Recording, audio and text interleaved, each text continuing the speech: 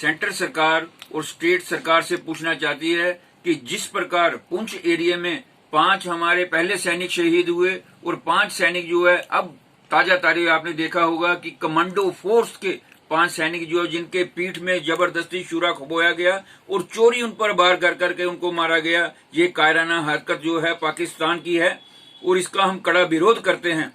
लेकिन दूसरी तरफ हम सरकार से पूछना चाहते हैं कि सरकार जो है एक शहीद सैनिक को एक 5 लाख रुपया दे करके उसके बाद फ्री हो जाती है। क्या 5 लाख से जो है उसकी क्षति पूरी हो सकती है? सरकार को चाहिए कि सरकार जो है कम से कम जो है ऐसे शहीदों के लिए 30 लाख रुपया जो है कम से कम जो है एक मुआवजा होना चाहिए। और उसके बाद उसके परिवार के अगर शहीद के बच्चे 1 हैं या 2 हैं, जब तक वो बालिग नहीं हो जाते, बालिग होने के तक उसका इंतजार करने के बाद उसको नौकरी देनी चाहिए, ताकि उस परिवार को जो है कोई मरहम लग सके।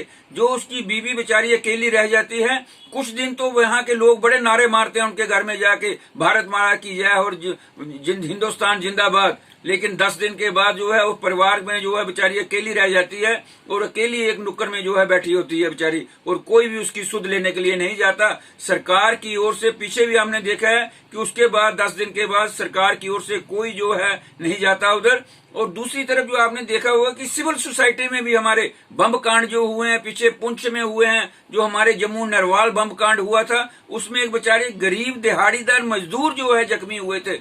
उनमें से आपने देखा होगा कि एक अरनिया का और एक बाबे का, जो अरनिया वाला मजदूर है आज तक बेचारा बहुत सीधी तरीके से चल नहीं पा रहा है। लेकिन सरकार की ओर से केवल जो है 50,000 रुपया देकर उनको अपनी छुट्टी कर ली गई है और हाथ अपने उठा लिए गए हैं। क्या एक 50,000 रुपया जो है एक मुआवजा को एक जख्मी आदमी को, जिसका परिवार जो है उस मजदूर से ही चल रहा होता है, वो क्या ठीक है?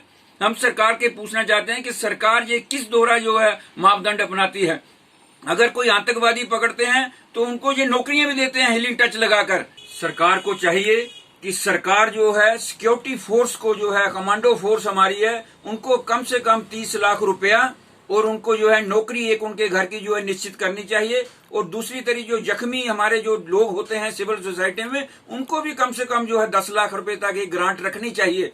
क्योंकि ये जो फौज के हमारे जो कमांडो फोर्स होती है, अगर ये फौज बॉर्डरों में बैठती है तभी हम चैन की नींद घर में सो पाते हैं। देश तभी सुरक्षित रह सकता है अगर हमारी फौज सुरक्षित होगी। तो अगर हम फौज को सुरक्षित नहीं रख पाए तो किसी दिन देश भी सुरक्षित नहीं रह पाएगा। इसलिए फौज को सुरक्षित रखने के लिए उनका पूरा ध्यान रखना चाहिए, हर तरीके से यही होना चाहिए। जय हिंद, जय भारत।